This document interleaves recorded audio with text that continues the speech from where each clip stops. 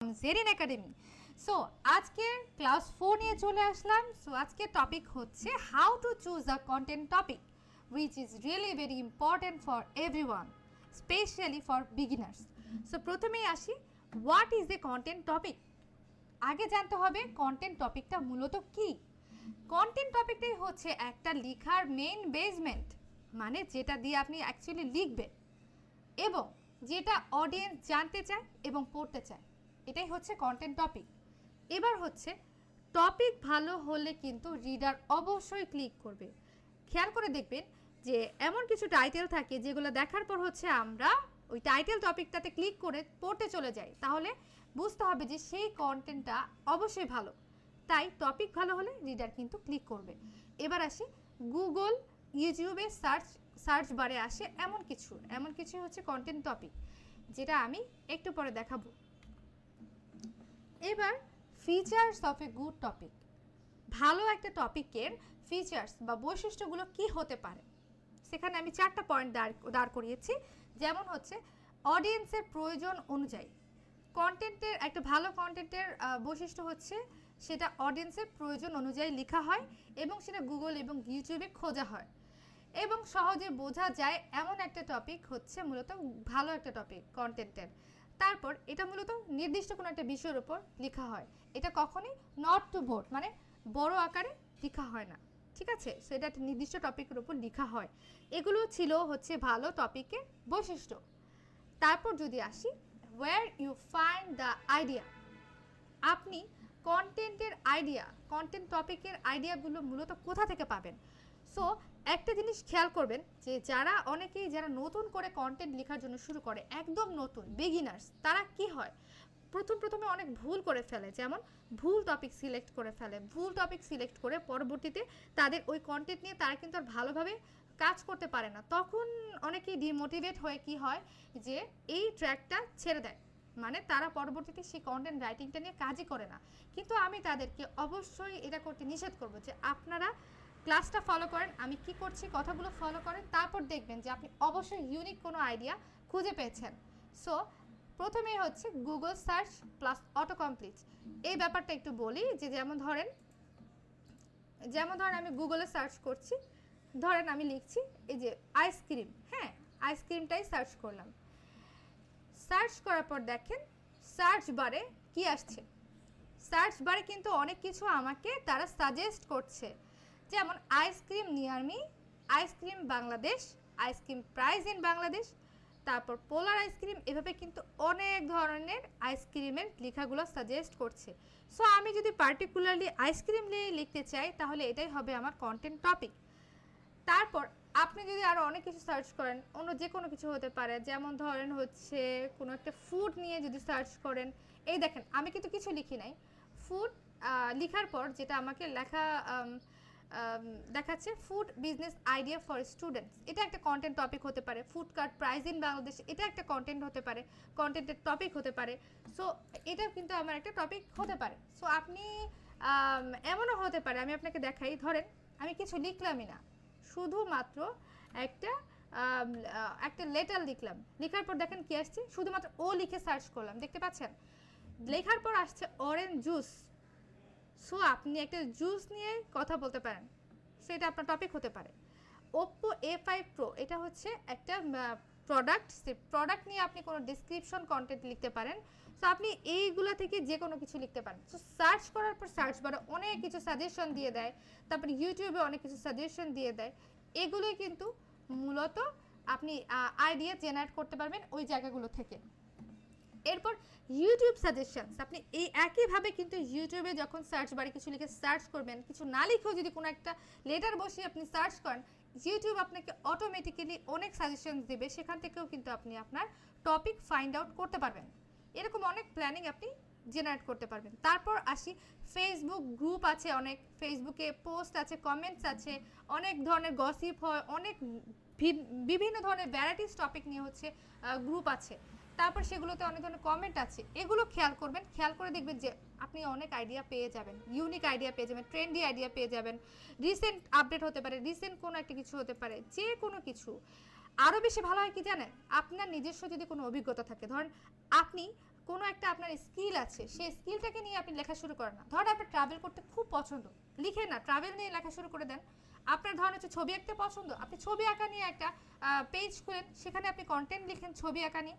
So আপনি নিজস্ব যদি কোনো এক্সপিরিয়েন্স থাকে কিংবা আপনার এমন কোনো পছন্দের টপিক থাকে যেটা আপনি একান্তই নিজস্বতা একদম নিজের মতো লাগে, সেই টপিকটা নিয়ে আপনি লিখতে পারেন। ধরেন আপনার হচ্ছে কবিতা লিখতে ভালো লাগে, লিখেন না, কবিতা নিয়ে লেখেন। আপনার যদি হচ্ছে ছোট ছোট গল্প লিখতে ভালো লাগে, আপনি ছোট ছোট গল্প লিখেন। এইভাবে আপনি ভ্যারাইটিস অনেক টপিক আপনি নিজের জন্য চুজ করতে পারবেন। কিন্তু কখনোই, আমি সবসময় একটা কথা নিষেধ করি যে এমন কোনো টপিক চুজ করবেন না যেটা আপনার লিখতে ভালো লাগছে না, আপনার অপছন্দনীয় কোনো একটা সাবজেক্ট, সেটা নিয়ে আপনি লিখবেন না। যদি আপনার নিজস্ব একদম ভালো লাগে, পছন্দ, যদি আপনি পার্সোনালি লিখতে চান, আমি সাজেস্ট করবো আপনার নিজের অভিজ্ঞতা অনুযায়ী লিখেন। তারপর freelancing, market place, job titles. So freelancing, market place, job titles যদি আপনি এরকম সার্চ করেন মার্কেট প্লেসে, তাহলে অনেক ধরনের জব টাইটেল পাবেন। Graphic design, digital marketing, content writing, so আরও অনেক কিছু। হ্যাঁ, এই ধরনের অনেক ধরনের আপনি মার্কেট প্লেসের জব টাইটেলস পাবেন। এখান থেকে আপনি আইডিয়া সিলেক্ট করতে পারবেন। সো এগুলো ছিল হচ্ছে আপনি কোথা থেকে মূলত আইডিয়া ফাইন্ড আউট করবেন, সেই একটু ছোট আকারে দেখানো হলো। সো আমি চাইবো যে খুব করে আপনারা এই জিনিসটা ট্রাই করেন। তারপর হচ্ছে অডিয়েন্সকে বুঝে টপিক ঠিক করবেন কিভাবে। হ্যাঁ, এটা কিন্তু আরও বেশি ইম্পর্টেন্ট কথা। হ্যাঁ, একটা টপিক আপনি চুজ করলেন কিন্তু আপনি জানলেনই না সেই টপিকটার অডিয়েন্স কারা, তাহলে কিন্তু আপনি সবচেয়ে বড় ভুলটা এখানেই করছেন। কোনো টপিক সিলেক্ট করার সময় আপনাকে তাদের সেই লেখার অডিয়েন্সটাকে মাথায় রেখে তারপর লিখতে হবে। যেমন প্রশ্ন করুন নিজেকে, কে পড়বে আমার লেখা? হ্যাঁ, তারা কোন সমস্যায় আছেন, তারা কি জানতে চায় এবং আমি কিভাবে তাদেরকে উপকার করতে পারি। কেন এই প্রশ্নগুলো করছি সেটা আপনি বুঝতে পারবেন যদি আমি একটা এক্সাম্পল দিই। ধরেন আমি একটা লেখা লিখলাম উইন্টার নিয়ে। হ্যাঁ, উইন্টার হচ্ছে শীতকাল। সো উইন্টার নিয়ে যখন লিখবো তখন কিন্তু উইন্টার নিয়ে অনেকেই লিখে, কিন্তু আমার লেখাটা কেন পড়বে, কি এমন আছে? আমি যদি লিখি এইভাবে যে 5 tips for winter skin care, হ্যাঁ, এটা লিখে যদি আমি সার্চ করি, তখন কিন্তু মানুষ আমার লেখাটা পড়বে। কেন পড়বে? কারণ আমি স্পেসিফিক্যালি 5টা টিপস দিচ্ছি, স্কিন কেয়ার টিপস দিচ্ছি, যেটা হচ্ছে উইন্টারের জন্য আমার খুবই সেটা উপকার হয় একটা মানুষের। এই জন্য কিন্তু সে আমার লেখাটা পড়বে। আর সবচেয়ে বেটার হয় আমি উইন্টারে সেই লেখাটা পড়ছি, কারণ ওইটা কিন্তু একদম সেই ওয়েদারটার সাথে কানেক্টেড। সো এটাও মাথায় রেখে সেটা মাথায় লিখে লিখতে হবে। সো উইন্টার নিয়ে যারা হচ্ছে বর্তমানে জানতে চাচ্ছেন তারাই কিন্তু আমার অডিয়েন্স। হ্যাঁ, স্কিন কেয়ার বলতে কি বোঝা? অনেক স্কিন কেয়ার জিনিসগুলো কিন্তু মূলত মেয়েরা সার্চ করে বেশি। সো আমার মোস্ট অফ দ্য অডিয়েন্স হবে একদম ফিমেল। হ্যাঁ, ফিমেল মেল দুজনে থাকবে, কিন্তু আমার মনে হয় হচ্ছে ব্যক্তিগতভাবে ফিমেল আমার অডিয়েন্স থাকবে বেশি। সো কে পড়বে আমার লেখা সেটা মাথায় রেখে যদি লিখেন, তখন আপনার লেখার কিন্তু সেই একটা আপনি নিজের ভিতরে একটা ক্যাপাসিটি থাকবে বোঝার যে আসলে আমি একটা মেয়ে যখন আমার কন্টেন্টটা পড়বে তার জন্য আমি কী লিখতে পারি, সে কী পড়তে পারে, এই সাইকোলজিটা আপনার মাথায় কাজ করবে। তারপর হচ্ছে তারা কোন সমস্যায় আছে। স্কিন কেয়ার যেহেতু আমি টিপস দিয়েছি বা সেটা নিয়ে যখন আমি লিখছি, তখন তারা অবশ্যই স্কিন কেয়ার কোনো একটা জটিলতায় আছেন, যার কারণে হচ্ছে তারা সেই 5টা টিপস অবশ্যই আমার লেখাটা পড়বে। হ্যাঁ, এবং তারা কি জানতে চায়, তারা সেটার পড়ে জানতে চায় যে সলিউশন কি। আপনার হচ্ছে গিয়ে স্কিন কেয়ার, যে যদি কোনো স্কিনের প্রবলেম হয় উইন্টারে, তাহলে সেটার প্রপার ট্রিটমেন্ট না বলি, অ্যাটলিস্ট একটা কেয়ার কীভাবে নিতে পারি। হ্যাঁ, একটা কেয়ার কীভাবে নিতে পারি, তারপর আমি কিভাবে উপকার করতে পারি। এই যে আমি কন্টেন্টটা দিলাম, এটাতেই কিন্তু একজনের উপকার হয়ে গেল। কারণ আমি যদি নিজের একটা এক্সপিরিয়েন্স থেকে যে আমি নিজের পার্সোনালি নিজের স্কিনটা কিভাবে কেয়ার নিই, হ্যাঁ, উইন্টারে, সেটা থেকে যদি আমি ব্যক্তিগতভাবে 5টা টিপস দিই, তাহলে কিন্তু আরও কতগুলো মানুষ জানতে পারলো যে আমার বেনিফিটসটা আমি কিভাবে পেয়েছি, তাহলে এটা থেকে কিন্তু আরেকটা মানুষও বেনিফিটস পেলো। তাহলে একটা টপিক কিন্তু শুধুমাত্র একটা টপিকের ভিতরে অন্তর্ভুক্ত না, সেই টপিকটা থেকে কিন্তু গোটা একটা অডিয়েন্সের আমি উপকার করতে পারছি। সো পরিপূর্ণ ব্যাপারটা মাথায় রেখেই তারপর লিখতে হবে। এরপর যে স্লাইডটা আমি দেখাচ্ছি, এই স্লাইডটা কিন্তু আমার বানানোর একদমই কথা ছিল না, কিন্তু আমি ভাবলাম যে যারা বিগিনার্স আছে তাদেরকে কিন্তু খুবই দরকার এই জিনিসগুলো মাথায় রেখে তারপর লিখবে। হ্যাঁ, এটা একটা বোনাস স্লাইড ছিল।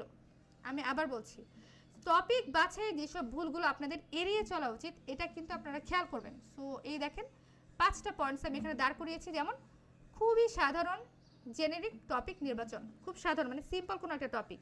ধরেন আমি কোকোনাট অয়েল লিখে আমি একদম এটাই টপিকটাকে আমি চুজ করলাম আমার লেখার জন্য। হ্যাঁ, সো এটাকে একটা ওয়েবসাইট আমি বানাবো কোকোনাট অয়েল। আমার এখানে পুরো ওয়েবসাইটে যাই লিখবো আমি সেই কোকোনাটকে কেন্দ্র করি, সব কোকোনাট বেসড। হ্যাঁ, সো এটা খুবই সিম্পল একটা টপিক। বাট আমি যদি শুধুমাত্র একটা টপিক নিতাম যে অয়েল, অয়েল বলতে কিন্তু শুধুমাত্র কোকোনাট অয়েল বোঝাতো না, তখন বোঝাতো মাস্টার্ড অয়েল, তখন সয়াবিন অয়েল, তারপর হচ্ছে অলিভ অয়েল, এরকম ভ্যারাইটিস যত অয়েল আছে সব বোঝাতো। কিন্তু আমি খুব সিম্পল টপিক চেয়েছিলাম, কারণ আমি একজন বিগিনার্স, তাই আমি অবশ্যই চুজ করব আমার জন্য কোকোনাট অয়েলটা। হ্যাঁ, এবার বোঝা গেল, এটাই কিন্তু খুব সাধারণ একটা টপিক নির্বাচনের এক্সাম্পল। এবার হচ্ছে অডিয়েন্সকে না ভেবে লেখা, যেটা আমি একটু আগে স্লাইডে বললাম যে অডিয়েন্সকে না ভেবে কিন্তু কোনোভাবেই লেখা যাবে না। যদি করেছেন এটা, তাহলে খুব বড় ভুল হয়ে যাবে আপনার প্রথমে। সো অবশ্যই মাথায় রেখে লিখতে হবে যে আমার অডিয়েন্স কারা। এরপর আসি নিজের জানাশোনার বাইরে টপিক লেখা। এটা কিন্তু মারাত্মক একটা ভুল। একটু আগে বলেছি যে নিজের এক্সপিরিয়েন্সের বাইরে কিন্তু কোনো লেখা যাবে না। আপনি অবশ্যই যেটা জানেন সেই জানাশোনার ভিত্তিতেই আপনাকে লিখতে হবে। তারপর আসে ক্লিক বেট কিন্তু এমটি টপিক। এটার মানে একটু বুঝে বলছি আমি। ক্লিক বেট বলতে হচ্ছে এমন কিছু আই ক্যাচি টাইটেল আছে যেগুলো দেখেই কিন্তু আমরা ক্লিক করে বসি সেই টপিকটা পড়ার জন্য, সেই কন্টেন্টটা পড়ার জন্য। হ্যাঁ, কিন্তু আদৌ কিন্তু সেই কন্টেন্টটার ভিতরে কিছু থাকেই না লেখা। হ্যাঁ, টপিকটা দেখে যদিও আমরা যাই, অনেক সময় দেখি যে ভিতরে তেমন কিছু লেখাই না। ঠিক আছে, তো এমন কোনো টাইটেল আপনি লিখবেন না, এমন কোনো টপিক লিখবেন না যেটা আপনি পরিপূর্ণভাবে লিখতে পারেননি কিংবা শেষ করতে পারেননি, শুধুমাত্র অডিয়েন্সকে ক্লিক করার জন্যই লেখা। এরকমটা করবেন না, তাহলে কিন্তু আপনার লেখার ইমপ্রেশন খারাপ হয়ে যাবে। আপনি যদি পেজ খুলেন, পেজ ডাউন হয়ে যাবে। আপনি চ্যানেল যদি ওপেন করেন, আপনার চ্যানেল ডাউন হয়ে যাবে, কারণ আপনার অডিয়েন্স শুধুমাত্র ক্লিক করে যখন আপনার কন্টেন্ট পাবে না, এমটি টপিক দেখবে, তখন কিন্তু সে আবার সেখান থেকে ব্যাক করবে। যখনই ব্যাক করবেন তখনই আপনার সব কিছু একদম ডাউন হয়ে যাবে। তারপর আসে লাস্ট টপিক, কপি পেস্ট বা রিপিটেড টপিকস। কোনোভাবেই কোনো কন্টেন্ট টপিক আপনি কপি পেস্ট করতে পারবেন না। এটা কিন্তু খুবই নেসেসারি একটা ইনফরমেশন। আপনি কখনই কপি পেস্ট করবেন না, এটা করলে আপনার ক্ষতি হয়ে যাবে, আপনার কন্টেন্ট আপনার গুগল থেকে ব্যান হয়ে যেতে পারে। আপনি রিপিটেড কোনো টপিকস আপনি লিখবেন না, তাহলে অডিয়েন্স ভুল বুঝবে। বা রিপিটেড টপিকসটা আপনার কন্টেন্টের যে আপনার পেজ বলি বা চ্যানেল বলি, সেটার জন্য আপনার খুবই ক্ষতি। সো এই জিনিসগুলো কিন্তু আপনি অ্যাভয়েড করবেন। এই 5টা পয়েন্ট মূলত আমি একদম নিয়ে এসেছি যে এই 5টা পয়েন্ট খুব ইম্পর্টেন্ট, এই জিনিসগুলো একদম খেয়াল করবেন। ঠিক আছে, বিগিনার্স হিসেবে তো অবশ্যই অ্যাভয়েড করা উচিত। আজকের প্র্যাকটিস চ্যালেঞ্জ যদি আমি বলি, যে ধরেন নিচের যে কোনো একটা টার্গেট অডিয়েন্সকে আর 3টে টপিক আপনি নিজের মতো করে লিখুন। যেমন একজন স্টুডেন্টের জন্য আপনি, আপনার অডিয়েন্স যদি স্টুডেন্ট হয় তাকে আপনি কোন টপিকটা দেবেন, একটা হোম মেকার যদি হয় তাকে আপনি কোন টপিকটা দিবেন, আর যদি কেউ নিউ ফ্রিল্যান্সার হয়, নতুন একদম নতুন ফ্রিল্যান্সিং জগতে, তাকে আপনি কোন টপিকটা দিবেন। সো এটা ভেবে আমার পুরো ক্লাসটা যতটুকু আপনি শুনলেন, শোনার পর আপনার কী মনে হলো যে আপনি তাদেরকে কোন ধরনের টপিকটা দিতে পারেন, সেই টপিক আইডিয়াটা আপনি আজকেই চুজ করুন এবং আমার কমেন্ট বক্সে জানান যে কী ধরনের হতে পারে সেই টপিকগুলো। আমি কিন্তু দেখব এবং দেখে আপনাকে সাজেস্ট করব যে আপনার কতটুকু হয়েছে কিংবা কতটুকু ইমপ্রুভমেন্ট দরকার। তারপর আসি এন্ডিংয়ে একেবারে, যে আপনার টপিকটা ভাবুন, আপনার অডিয়েন্স বোঝার চেষ্টা করুন এবং আমার যে চ্যানেলটা সেটা সাবস্ক্রাইব করুন আর বেল আইকনটিতে অবশ্যই প্রেস করবেন, যেন আমার next class how to write a paragraph এইটা আপনার কোনোভাবে মিস না হয়। আর প্র্যাকটিস টাস্ক আপনি কমেন্টে লিখতে ভুলবেন না, কারণ আপনি করলেই আমি বুঝতে পারবো যে আমি কতটুকু আপনাকে বোঝাতে পেরেছি। আর আমার যদি ক্লাস কোনোভাবে বুঝতে অসুবিধা হয়, কোনো কিছু যদি অ্যাড করা লাগে, আমি বারবার বলছি যে আমাকে অবশ্যই জানাবেন ইনবক্সে কিংবা কমেন্ট বক্সে, তাহলে আমি বুঝতে পারবো। আর পরবর্তী ক্লাসগুলোর জন্য অবশ্যই শুভকামনা। আর সামনে হচ্ছে আমাদের ঈদুল আজহা, পবিত্র ঈদুল আজহা, যেখানে হচ্ছে সবাই হচ্ছে ব্যস্ত থাকবে। সো আমি আপাতত কয়েকটা দিন ক্লাস দিচ্ছি না। সবার জন্য ঈদ মোবারক, এবং আমার জন্য অবশ্যই সবাই দোয়া করবেন যেন আমি আরও ভালো কিছু আপনাদেরকে প্রোভাইড করতে পারি। So thanks everyone.